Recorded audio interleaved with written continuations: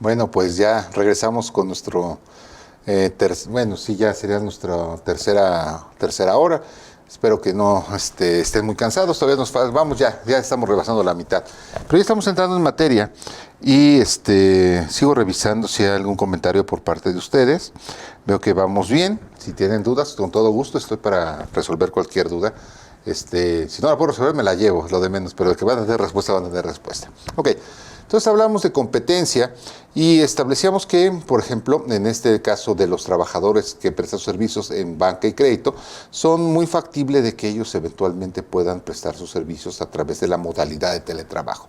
Esto por lo que hacen a estas actividades. Ahora, con relación a las empresas, vemos que también será de materia federal la parte en la que sean administradas, ya sea directa o descentralizada por el propio gobierno federal. La relación de estas entidades, para que todo el mundo tenga conocimiento, ocurre generalmente a mediados del mes de agosto de cada año, donde hemos visto ya alguna disminución en todo lo que es la administración pública paraestatal durante ese sexenio.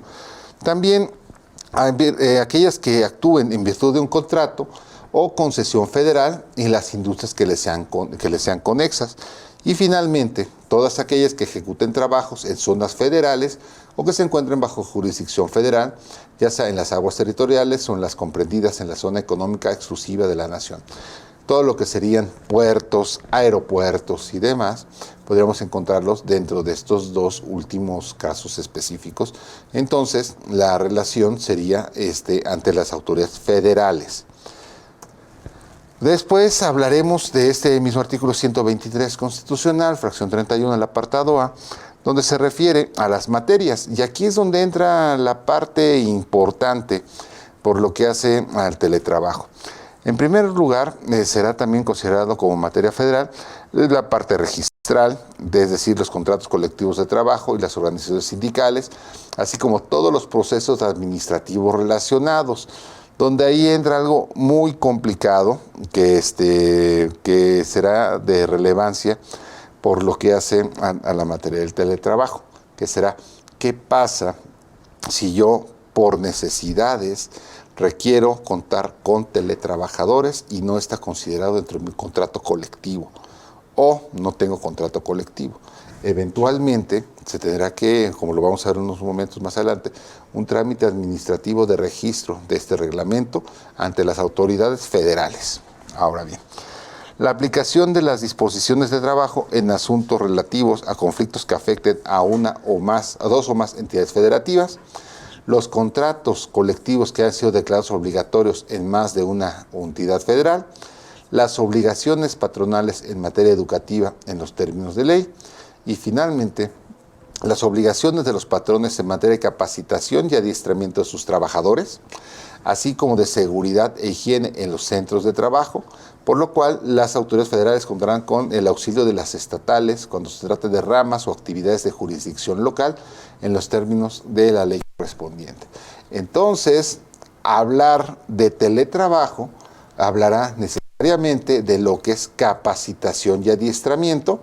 Esto será materia federal, podrá ser sujeto de inspección, la Dirección General de Inspección Federal del Trabajo, podrán auxiliarse de las autoridades estatales. Es decir, yo tengo un call center, eventualmente vamos a tratar un curso dentro de mi plan, de mi programa de capacitación y adiestramiento enfocado a lo que sería el combate a la violencia, y esto deberá ser verificado por la autoridad federal en principio. También la parte de seguridad e higiene, y esto es delicado porque parte de lo que, hablando del mismo concepto de los call centers, y considerando los factores de riesgo y estrés psicosocial, todos hemos escuchado probablemente en nuestro teléfono que nos hacen la invitación a renovar el plan o a tomar tal seguro de la tarjeta de crédito o débito y demás. Y bueno, son trabajadores que generalmente tienen una meta de semanal, quincenal, de conseguir clientes. Entonces, la presión que llegan a tener estos trabajadores con estas categorías son sumamente estresantes. Y tenemos, obviamente, la parte de lo que sería la norma 035, que trata de minimizar estos riesgos de factores psicosociales.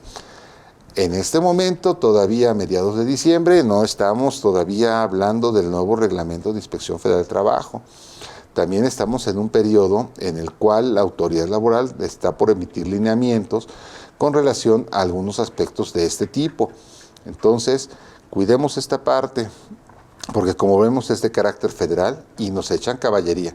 Si no hay autoridades federales suficientes, vamos a contar con autoridades locales, es decir, de las entidades que auxiliarán a la federal, aunque no sea la rama correspondiente. ¿Por qué? Porque es mandato de ley hablar de capacitación y adiestramiento y seguridad y higiene. Entonces, puntos muy relevantes aplicables al teletrabajo. Y como vimos, esto también va relacionado específicamente con la Ley Federal del Trabajo, con relación a las ramas federales o locales. Ahora bien, marco normativo, también tenemos que hablar obviamente de lo que es el teletrabajo, como ya lo habíamos mencionado, forma parte de ese conjunto de trabajos especiales que tienen una regulación muy particular, porque si bien tratamos con el mismo género, trabajo personal subordinado a cambio de un salario, en las condiciones de prestación, por la materia misma, por la rama, demás, implica necesariamente un tratamiento diferenciado. Si hiciéramos en este momento la distinción o el por qué vamos a considerar el teletrabajo como trabajo especial, nos queda perfectamente claro. Tiene que ser por el uso de la telemática, obviamente, al encontrarse el trabajador fuera del centro de trabajo. Eso sería tal vez el concepto más importante que tendríamos que detallar o que justificaría la inclusión del teletrabajo dentro de los trabajos especiales. Ahora bien, desmenucemos esto poco a poco. Entonces, lo primero es considerar que es una forma de organización laboral. Forma de organización. Es decir, es una forma que permite coexistir con otras formas. Podemos hablar de una modalidad presencial o una modalidad a distancia, pero siendo la misma fuente de trabajo, eventualmente el modo en que se presta el servicio nos abre un abanico de posibilidades. ¿Podríamos pensar en un esquema híbrido? No. Tendríamos que, de acuerdo a lo que mandata la propia ley, si tenemos más del 40% en esta modalidad de fuera, será teletrabajo, si no, no. Entonces, aunque de facto va a existir trabajadores que vayan al centro de trabajo y trabajen fuera de casa, no admite un sistema híbrido, porque tendrá que definirse si es presencial o teletrabajador. Entonces, esta modalidad es el primer elemento que debemos considerar. Ahora, actividad remunerada en lugares distintos al de establecimiento o establecimientos donde no se requiere la presencia física de la persona trabajadora.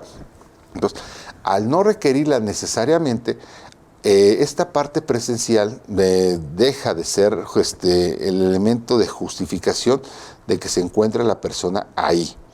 En consecuencia, vamos a hablar que para lograr esto será utilizando primordialmente tecnologías de la información y comunicación, TICs, y que en este caso el trabajador, el teletrabajador, se considera en este sentido como aquel que presta sus servicios personal, subordinado y remunerado en lugar distinto a las instalaciones de la empresa o fuente de trabajo y utilice las tecnologías de información. Entonces, estos elementos son los que le dan la característica principal al teletrabajador y son los que van a dar pie a toda la serie de elementos del marco normativo aplicable.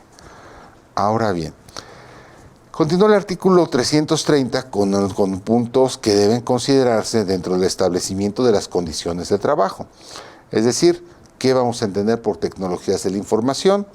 El hecho de darle a un trabajador un correo electrónico institucional lo convierte automáticamente en teletrabajador, no necesariamente.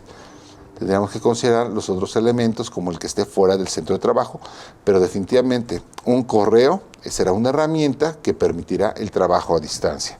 Ahora, punto importante, como lo señala la penúltima fracción, debe ser que estas relaciones se presten durante más del 40% en el domicilio de la persona trabajadora.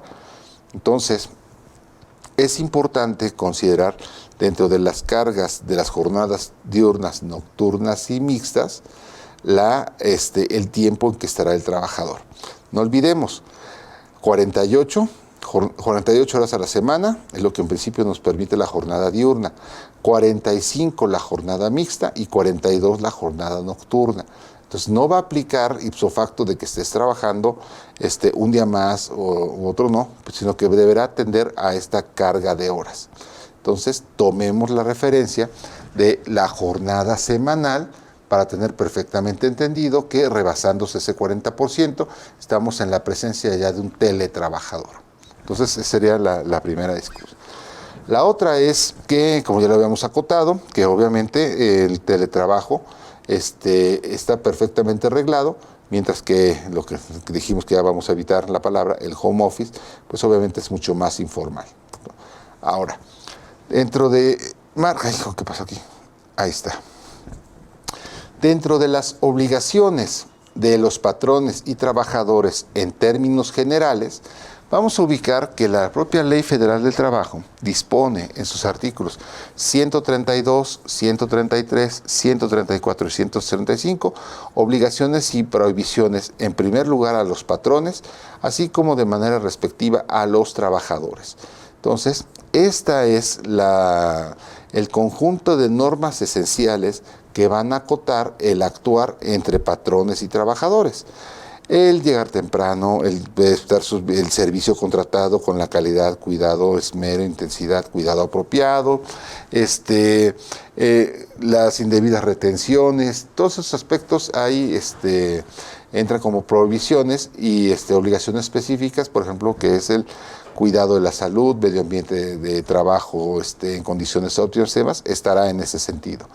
Entonces, esto debe servir como, digamos, marco general, pero vamos a entrar a lo que son las obligaciones específicas que se le dan a ambas partes dentro de la figura del teletrabajo. Y en ese sentido, empezaremos con el artículo 330E, que nos dice las obligaciones especiales que van a tener los patrones con relación a sus teletrabajadores.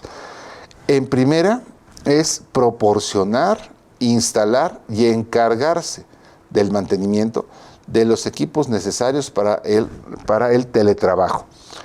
Y esto, déjeme decirle que no solamente son los elementos informáticos, tal vez ahí se está excediendo un poco el legislador, pero es entendible dentro del contexto de la prestación del servicio, porque nos habla del equipo de cómputo, las sillas ergonómicas eventualmente para desarrollar nuestras funciones, las impresoras, entre otros elementos. ¿Puede ser un teléfono inteligente que te dé el patrón? Sí, eso te ayuda al desempeño de tu trabajo, un teléfono celular. Entonces, es obligación del patrón proporcionarlo. Proporcionarlo no implica necesariamente que lo compre el patrón. Podríamos pensar que tal vez, lo desconozco que con tanta precisión, tal vez sea más conveniente para el patrón contar con un esquema de arrendamiento financiero de equipo de cómputo. Podríamos pensar tal vez que este mantenimiento o esta instalación de programas se puede realizar a través de los escritorios remotos. Entonces, podría darse el caso de que un patrón contrate a una empresa que se dedique al arrendamiento integral de equipo de cómputo.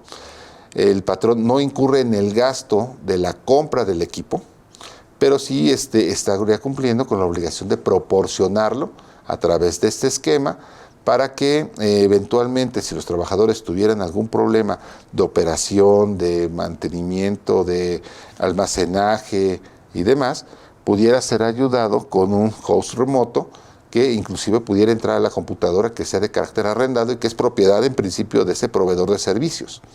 Entonces, habría que valorar mucho esta parte por los costos que tendrían para las empresas, obviamente, pero con esto también podría darse la posibilidad del mantenimiento. Mucho del mantenimiento del equipo de cómputo puede hacerse a distancia, pero otro no.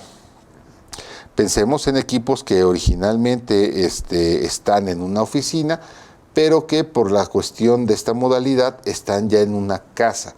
Tal vez las condiciones climáticas son diferentes, obviamente no hablo de dónde están los servidores de los equipos de cómputo, donde hay temperatura regulada, la humedad, los accesos. En algunos casos he visto que hasta les ponen un protector a los zapatos para la estática y el polvo y todo eso.